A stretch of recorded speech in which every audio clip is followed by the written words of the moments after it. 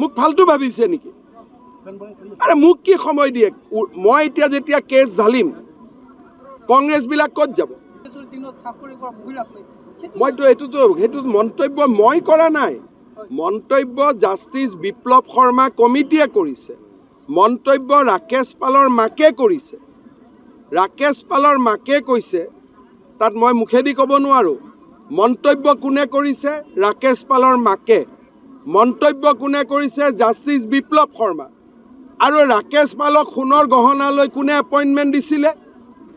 তাকো বিপ্লৱ শৰ্মা কমিটিত লিখা আছে। গতিকে কংগ্ৰেছে প্ৰথম উত্তৰ দিব লাগে যে ৰাকেশ পালক আপোনালোকে কিয় APSCৰ চেয়াৰমেন বনাইছিলে? সোণৰ গহনা বিয়াত প্ৰেজেণ্ট কিয় লৈছিলে? আৰু ৰাকেশ পালৰ মাকে উত্থাপন কৰা অভিযোগবোৰ সঁচা নে মিছা? উল্টা আকৌ মোৰ ফালে কাৰ পোনাই আছে? পাগলা নেকি? মোক কি 24 ঘণ্টা সময় দিব লাগে জাষ্টিছ বিপ্লৱ শৰ্মাক। মইতো নিজৰ কথা কোৱা নাই, বিপ্লৱ শৰ্মা কমিটিৰ ৰিপৰ্টহে পঢ়িছোঁ। ৰাকেশ পালৰ মাকৰ ষ্টেটমেণ্টহে মই পঢ়িছোঁ। মোক কি সময় দিয়ে? মোক ফালতু ভাবিছে নেকি? আৰে মোক কি সময় দিয়ে? মই এতিয়া যেতিয়া কেছ ঢালিম কংগ্ৰেছবিলাক ক'ত যাব? মইতো এটা কথা, মুখ্যমন্ত্ৰী হয় মই, নেদেখা কথা নিলিখা কথা মই একো নকওঁ। যদি মোৰ লগত সাহস আছে কংগ্ৰেছৰ এজন থিয় হৈ একেলগে জাষ্টিছ বিপ্লৱ শৰ্মা কমিটিৰ ৰিপৰ্ট পঢ়ক। ৰাকেশ পালৰ মাকে কৈছে যে বেয়া ঘটনা বেয়া কাণ্ড দেখি মই ঘৰ এৰি দিলোঁ। কমিটিৰ ৰিপৰ্টত লিখা আছে যে সোণৰ গহনা কাবাৰ বিয়াত প্ৰেজেণ্ট দিলোঁ, আজিলৈকে নাই লোৱা বুলি কৈছে। আৰে মোক সময় দিয়ে, তাকে মোক সময় দিব ক'ৰ পৰা এইটো বস্তু বুজি পালে? মই ফালতু মানুহ এটা নেকি যে মোক সময় দিব?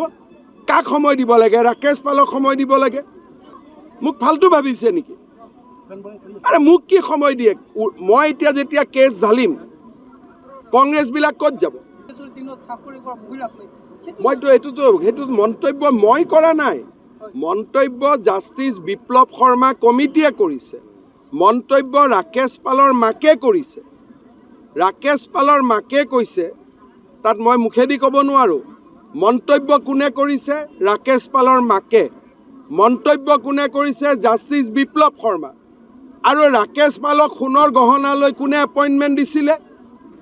তাকো বিপ্লৱ শৰ্মা কমিটিত লিখা আছে। গতিকে কংগ্ৰেছে প্ৰথম উত্তৰ দিব লাগে যে ৰাকেশ পালক আপোনালোকে কিয় APSCৰ চেয়াৰমেন বনাইছিলে? সোণৰ গহনা বিয়াত প্ৰেজেণ্ট কিয় লৈছিলে? আৰু ৰাকেশ পালৰ মাকে উত্থাপন কৰা অভিযোগবোৰ সঁচা নে মিছা? উল্টা আকৌ মোৰ ফালে কাৰ পোনাই আছে? পাগলা নেকি? মোক কি 24 ঘণ্টা সময় দিব লাগে জাষ্টিছ বিপ্লৱ শৰ্মাক। মইতো নিজৰ কথা কোৱা নাই, বিপ্লৱ শৰ্মা কমিটিৰ ৰিপৰ্টহে পঢ়িছোঁ। ৰাকেশ পালৰ মাকৰ ষ্টেটমেণ্টহে মই পঢ়িছোঁ। মোক কি সময় দিয়ে? মোক ফালতু ভাবিছে নেকি? আৰে মোক কি সময় দিয়ে? মই এতিয়া যেতিয়া কেছ ঢালিম কংগ্ৰেছবিলাক ক'ত যাব? মইতো এটা কথা, মুখ্যমন্ত্ৰী হয় মই, নেদেখা কথা নিলিখা কথা মই একো নকওঁ।